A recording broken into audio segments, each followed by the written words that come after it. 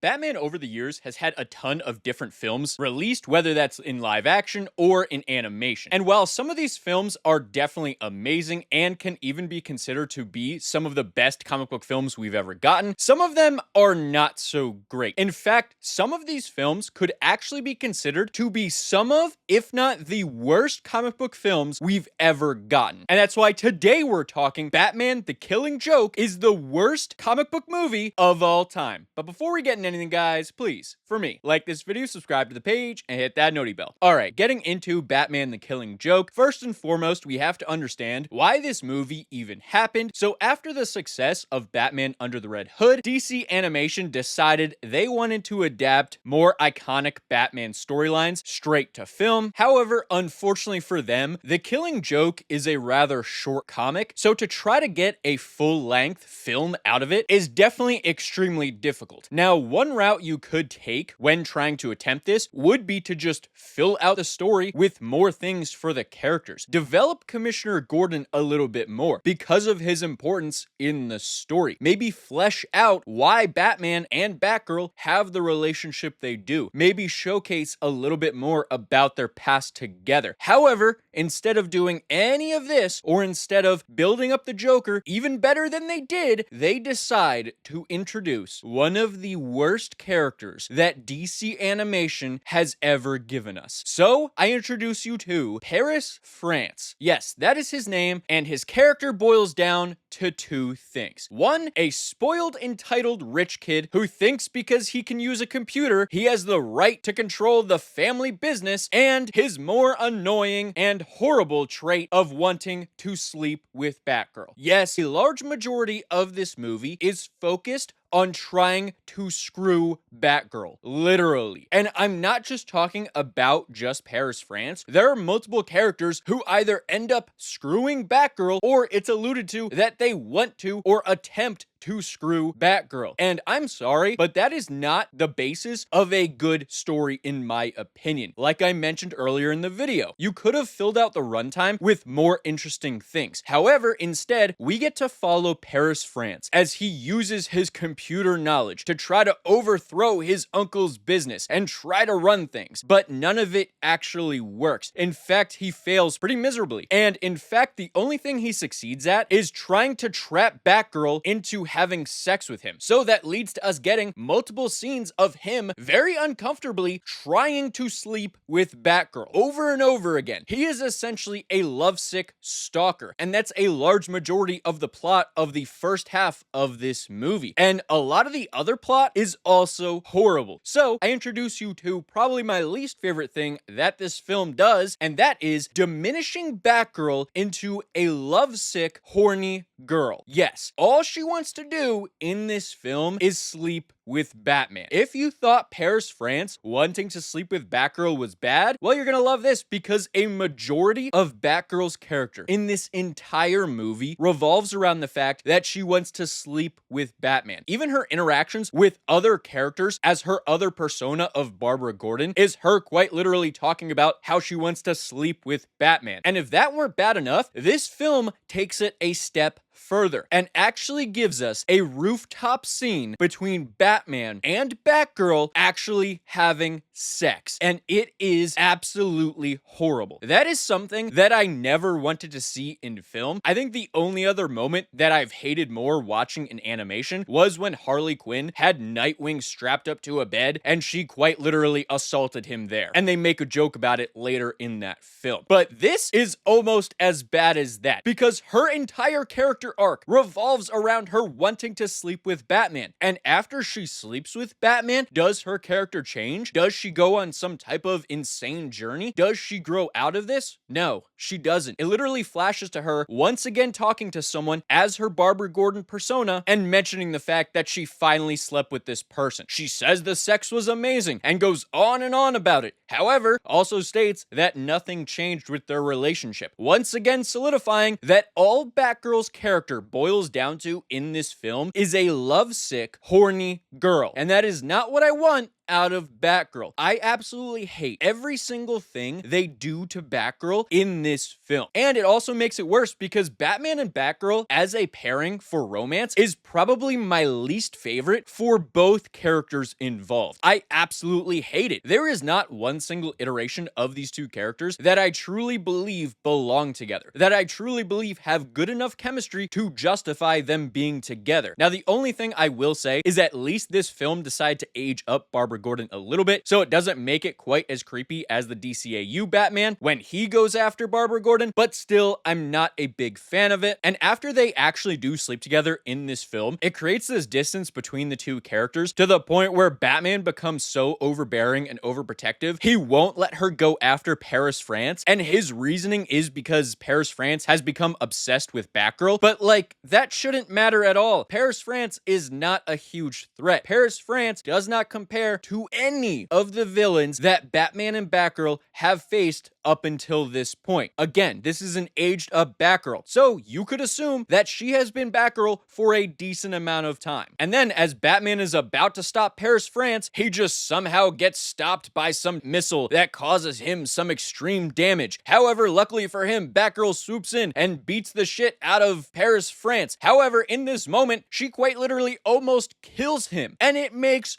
no sense for her character. And do you know why she almost kills him? It's not because he almost killed Batman. It's not because he killed a bunch of people. No, it is because when Paris France entered the story, that is when all of the sexual tension changed between Batgirl and Batman. And she blames him for their relationship being the way it is. Once again, boiling her character down to a lovesick, horny girl. And I absolutely hate it. Batgirl is an extremely interesting character, and this storyline should have showcased that. You had room to expand upon the initial comic because of the runtime, but instead of doing this, every element that you added to the character made her so much worse than she was in the original comic. And then after this happens, she just decides to quit being Batgirl, she doesn't talk to Batman anymore, and that is the end of that. And it's at that point we start the actual comic, and that's why this film actually feels like two separate movies, because right around at the halfway point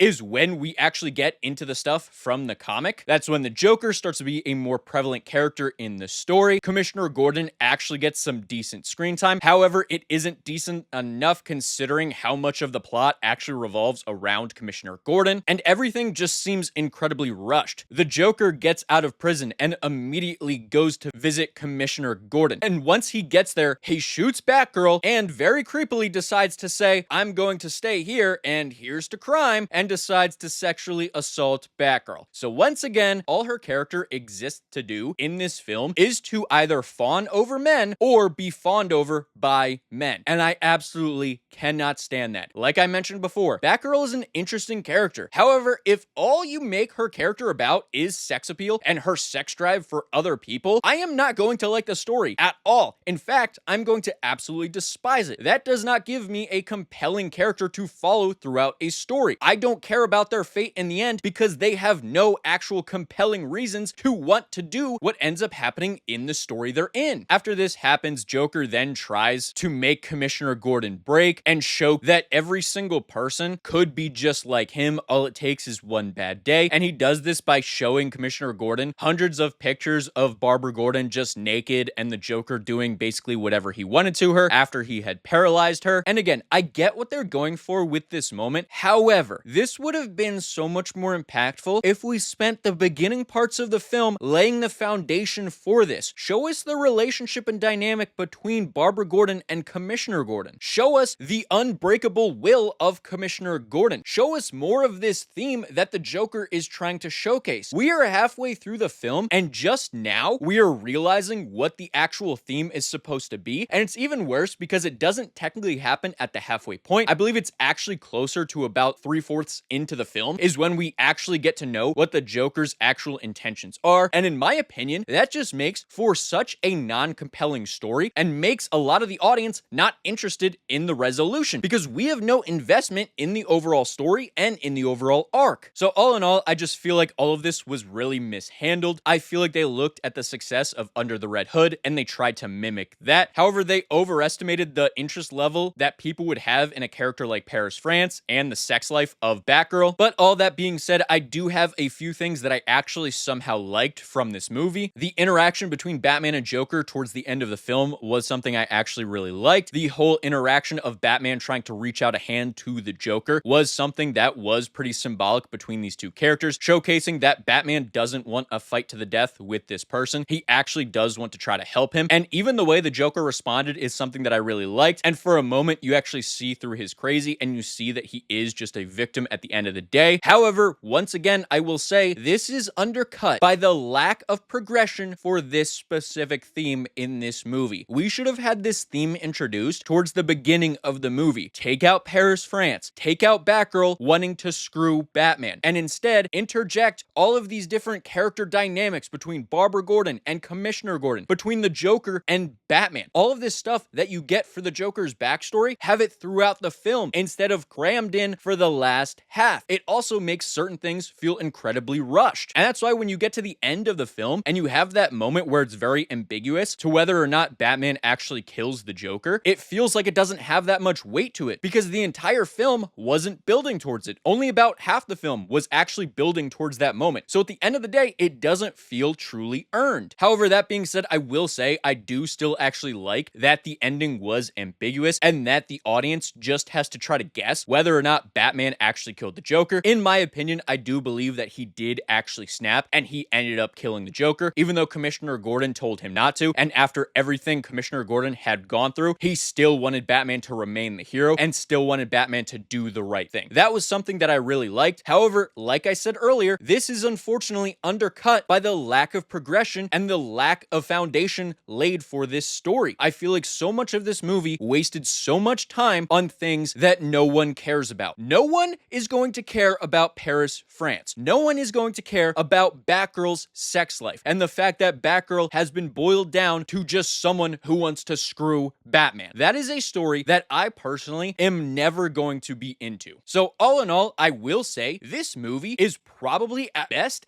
a 1 to 2 out of 10. And in my opinion, it has to be in consideration for the worst comic book movie ever released. But I'm interested to hear from all of you. Did you think this movie was as bad as I said? And how do you feel about a romance between Batman and Batgirl? And what do you think led to this movie being such a disaster? Let me know in the comments below. And while you guys are down there, please, for me, like this video, subscribe to the page, and hit that noti bell. And I'll see all of you in the next video. Goodbye.